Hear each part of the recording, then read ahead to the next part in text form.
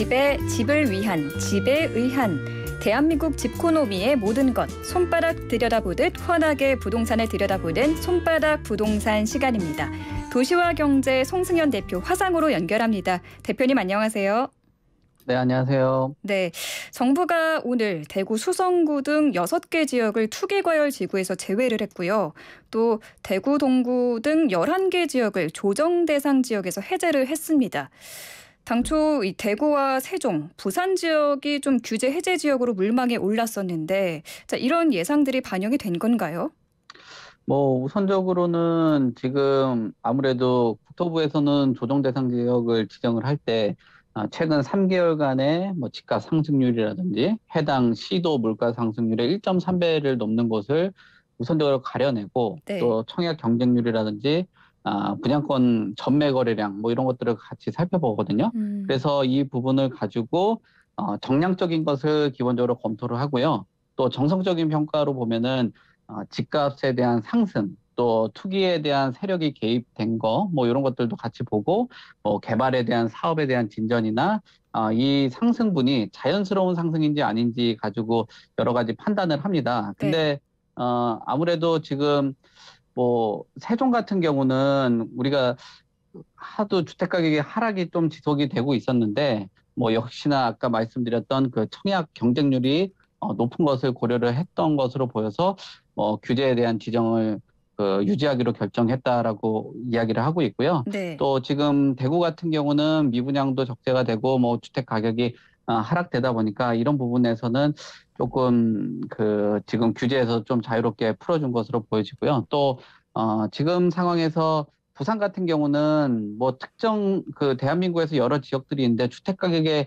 예민하게 반응을 하는 지역들이 있습니다. 특히나 부산 같은 경우는 상당히 많은 사람들이 관심을 많이 갖는 지역이고 또 네. 이것을 섣부르게 잘못 건드렸다가는 다른 지역들 해당 지역뿐만 아니라 인근 지역까지도 풍선 효과가 일어날 수 있다라는 우려가 있었지 않나. 그렇기 때문에 아까 말씀하셨던 대구는 좀 해제를 했는데 비해서 세종하고 부산 같은 경우는 조금 조심스럽게 접근한 거 아닌가 그렇게 생각을 합니다. 그렇군요. 세종시도 참 고려 대상이었는데 풍선 효과 등 다른 어떤 현상들이 발생할 것을 우려해서 이번에는 규제 지역에서 빠졌다. 일단 오늘 나온 조정안은 다음 달 5일 0시부터 효력이 발생하잖아요. 네. 규제가 해제가 되면 당장 구체적으로 좀 어떤 것들이 달라질까요? 아무래도 지금 조정 대상 지역에는 대출에 대한 규제, 또 그 소득을 가지고 대출을 받을 수 있는 규제, 또 양도할 때 하는 양도소득세, 또 보유할 때 내는 그 보유에 대한 세금이 비싸지거든요. 조정 대상 지역 같은 경우는 LTV라고 하는 주택담보대출의 비율이 9억 원 이하는 50%, 9억 초과분에 대해서는 30%로 제한을 받고 있어요. 네네. 근데 이 부분들이 아무래도 주택을 구매를 하는 데 있어서 대출을 받아서 집을 살려고 하시는 분들, 또 소득세라든지 나중에 매각을 했을 때 소득세라든지 보유를 했을 때 세금 같은 부담들이 컸는데 이런 부분에서 좀 자유롭게 할 수 있다라는 게 큰 장점이라고 보여지고요. 투기과열 지구 같은 경우는 LTV가 9억 이하면은 40%, 9억 초과면 20%가 적용되기 때문에 더 강력한 대출 규제를 받고 있습니다. 그래서 네네. 이런 규제가 이런 강도에 대해서 조금 약해지고 대신 이런 것들이 생기게 되면 그 지역, 해당 지역에 대해서는 거래를 활성화할 수 있는 부분에 대해서 아무래도 대출도 받을 수 있고 팔 때도 좀 거래를 활발하게 할 수 있기 때문에 거래 활성화에 있어서는 크게 도움이 된다라고 볼 수 있고요. 또 지역적으로도 주택이 일정하게 개발이 되고 분양이 되고 또 많은 사람들이 유입이 돼 줘야지 인구도 구성을 하고 그 지역에 기타 인프라들도 확충을 할 수 있는 부분이 있기 때문에 해제가 된다라면 집 사는 것뿐만 아니라 해당 지역들의 생산성이라든지 성장세나 이런 것들하고도 연관이 있기 때문에 단순히 주택 가격 외적으로도 크게 지역적으로는 호재로도 작용을 할 수 있다라고 볼 수 있을 것 같습니다. 그러니까 대출이 전보다 조금 더 완화가 되는 거니까 거래는 활성화될 수 있겠군요. 네, 그렇습니다. 음. 우선 또 사는 데 있어서도 활성화되는 측면도 있지만 네. 또 매각을 했을 때 세금적인 부분이 좀 가볍기 때문에 네네네. 아무래도 매도를 하고 그 돈을 가지고 또 또 다른 주택을 재취득하는 데 있어서도 좀 긍정적으로 작용을 할 수 있다라고 봐야 될 것 같습니다. 그런데 지금 해제 지역을 보면은 대구 지역이 굉장히 많이 포함이 돼 있더라고요.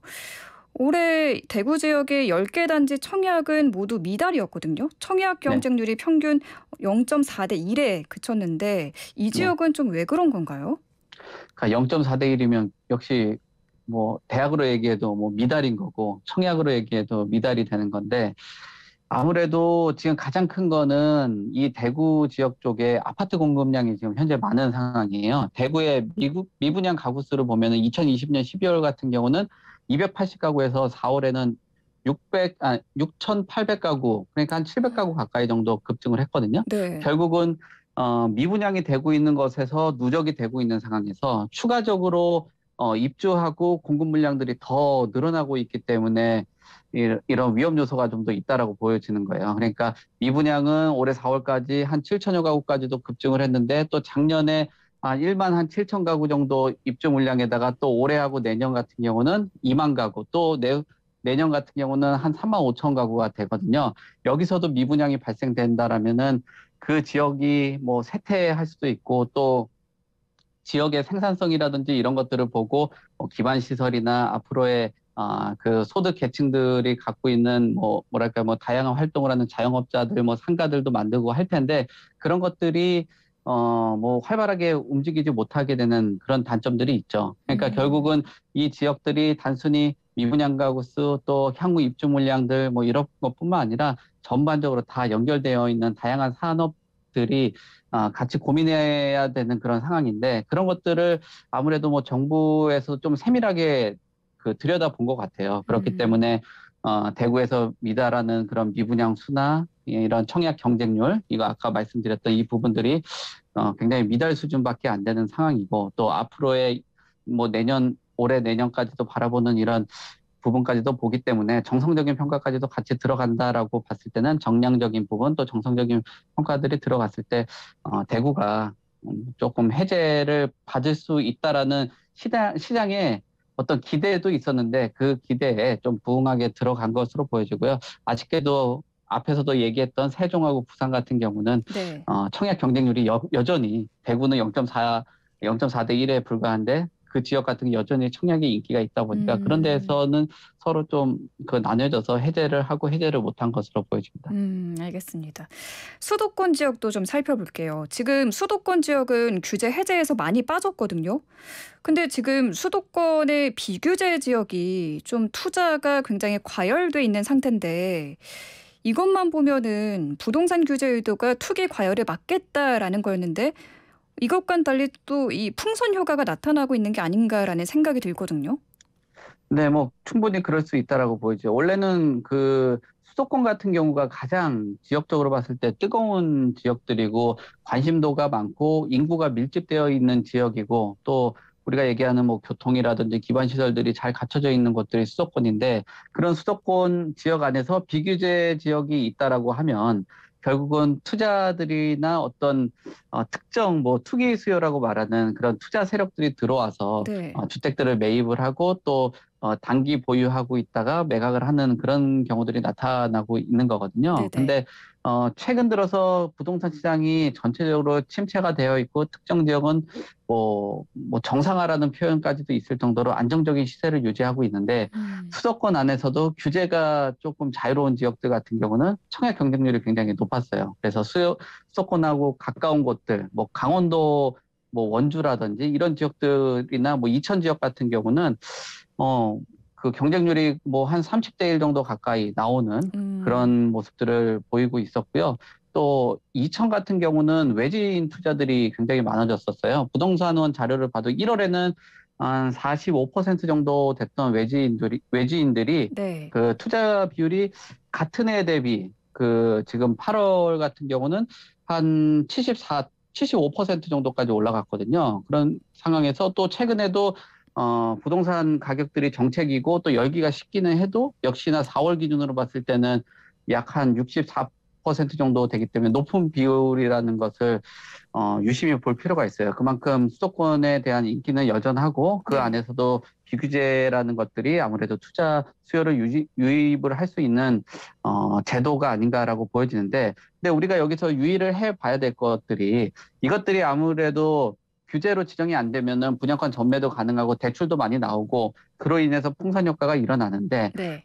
최근 주택 가격들이 크게 하락한 지역들이라든지 조정을 받고 있는 지역들은 몇 년간의 어떤 그 지역의 펀드멘탈이 강하게 있는 곳이 아닌 지역들로 풍선 효과가 일어났고, 비규제 지역이라는 특수 때문에 어떤 거래가 활발하게 이루어졌는데, 규제가 똑같이 적용이 되고 시장이 전체적으로 뭐 위축되고 있는 상황에서는 크게 하락한 지역들이 이 지역들이거든요. 그러니까 네네. 단순하게 풍선 효과다, 비규제 지역이다라고 해가지고 그 지역에 뭐 소위 말하는 그 불나방처럼 뛰어 들어가지고 투자를 했다가는 뭐 내년이나 내후년, 뭐 대구 같은 시장 같은 경우도 사실 그렇게 어떤 미분양이 0.4대 1 정도 나올 거라고 생각을 안 했던 지역인데 많이 음. 유입되고 분양이 일어나다 보니까 이런 현상들이 나타났거든요. 그런 것들을 네. 고려해 봤을 때는 이 지역들도 인기가 있고 관심도가 높은 건 맞지만, 일시적인가 아니면 이 지역이 장기적으로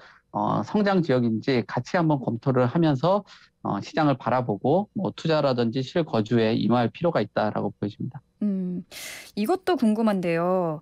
정부가 임대차법 시행 2년째인 올 8월에 이 전셋값 상승 우려 등으로 상생 임대인 제도를 내놨습니다. 근데 이 제도가 갭 투자를 부추길 수 있다는 지적이 나오고 있는데, 양도세 비과세 혜택을 얻기 위해서 상생 임대인 제도를 이용한다라는 건데 이게 어떻게 된 일인가요?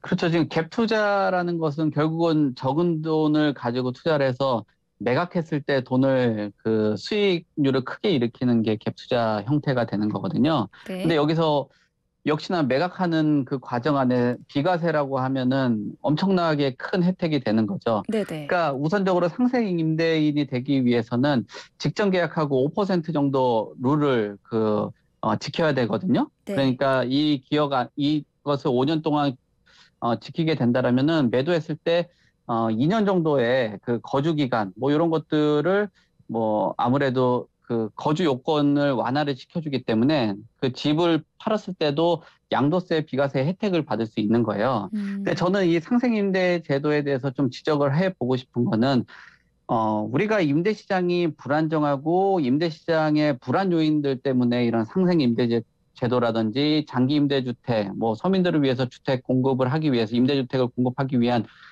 이런 방식이 되는 건데, 결국은 이런 그 임대를 할 수 있는 주택을 많이 보유하고 있고 사회적으로도 많이 보유하고 있는 게 아무래도 임대주택 안에서 활성화될 수 있는 제도가 되는 거거든요. 근데 이거는 좀 전에도 말했지만 5년 정도의 룰을 지키고 나서 2년 정도 있다가 비과세를 받을 수 있다라는 것은 네. 단기 투자가 가능하다는 거예요. 그럼 2년 음. 뒤에 팔 수 있는 어떤 인센티브가 되는 건데, 몇 년 동안 이분들이 유지를 해주는, 어떻게 보면은 임대 수익을 누릴 수 있는 뭐 소득세 정도의 그런 임대 소득이라든지 아니면 세제 지원, 뭐 보유에 대한 세제 지원들을 해주는 거는 좋겠지만, 양도나 매각을 하는 데 있어서 뭐 그 언제든지 팔아도 양도세, 비과세를 받을 수 있는 이런 그 혜택을 주는 게 어떻게 보면 큰 특혜가 될 수 있고, 또 이런 특혜를 이용을 해서 네. 몇 년 뒤에 일시적으로 뭐 이런 주택들이 뭐 굉장히 많이 나와가지고 시장을 급락하게도 만들 수 있고, 또 음. 그 만기 시점이 됐을 때는 또 추가적으로 이 임대 시장이 불안하기 때문에 또 추가적으로 또 인센티브를 또 주게 된다면 또 매물 잠김이 일어날 수도 있는 거거든요. 음. 그러니까 이런 그 상생 임대인 제도에 대해서도 우리가 지금 갭 투자다 뭐다 이런 쪽에 관심을 많이 갖고 있는데, 과연 네. 이 상생 임대인 제도가 기존에 있었던 민간 임대 주택처럼 뭐 8년이든 10년씩 이렇게 임대 시장에 뭐 어떤 그 임대주택을 공급하는 공급자 역할을 제대로 할 수 있는 제도인지, 단기 지금 8월에 전세 대란에 대한 그 우려 때문에 단기적인 처방인지에 대해서 고민해 볼 필요가 있습니다. 그래서 상생 음. 임대 제도라는 게 뭐 잠깐의 짧은 기간 만에 이런 비과세 주는 것은 굉장히 큰 혜택이 될 수 있기 때문에, 아까 질문을 주신 것처럼 갭 투자에 충분한 유인책이 된다. 그래서 이런 유인책이나 그 갭 투자로 인해서 다시 한번 주택 가격이 오르거나 또는 갭 투자가 너무 많아져가지고 시중에 있는 뭐 전세 대출에 대한 그 부채가 과도하게 커진다든지 또는 갭 투자로 인해서 뭐 깡통 증세가 지금보다도 더 많은 양으로 불안 요인들이 증가할 수 있을 요인도 있기 때문에 이 부분에 대해서 조금 더 세밀하게 들여다보는 것이 좋지 않을까 그렇게 생각을 합니다. 양날의 검을 갖고 있네요. 시장에서는 이번 6일 부동산 대책이 시행이 되면은 전세 시장에 삼중 가격이 나타날 수 있다고 보고 있는데 이 가격이 세 개라는 건가요? 그렇죠. 그 지금 우리 그 앵커님께서 말씀하셨던 상생임대제도를 가지고 이제 5% 룰을 지키는 게 하나가 생길 수 있겠고요. 네네. 또 계약갱신 청구권 행사 때문에 5% 인상하고 또 다음 계약으로 5% 룰을 지키는 게 또 하나 있을 수 있고요. 어, 또 최근에 이제 뭐 전세에 대한 얘기를 하고 있었잖아요. 기존에 주택을 갱신권을 쓰신 분들이 최근에 또 시세에 있는 전세값이랑 또 가격이 격차가 있거든요. 네, 그러니까 있죠. 그런 것까지도 생기다 보니까 그 음, 계약갱신 청구권 또 최근 시세 그다음에 5% 룰을 지킨 집 해가지고 오히려 상생임대 제도가 들어오고 나서 네. 전세 시장의 이중 가격을 뛰어넘은 삼중 가격이 형성될 수 있다라는 것은 뭐 정확하게 뭐 볼 수 있다라고 보여집니다. 음, 네, 알겠습니다. 오늘 이야기는 여기까지 듣겠습니다. 고맙습니다. 네, 감사합니다. 네, 지금까지 도시와 경제 송승현 대표와 함께했습니다.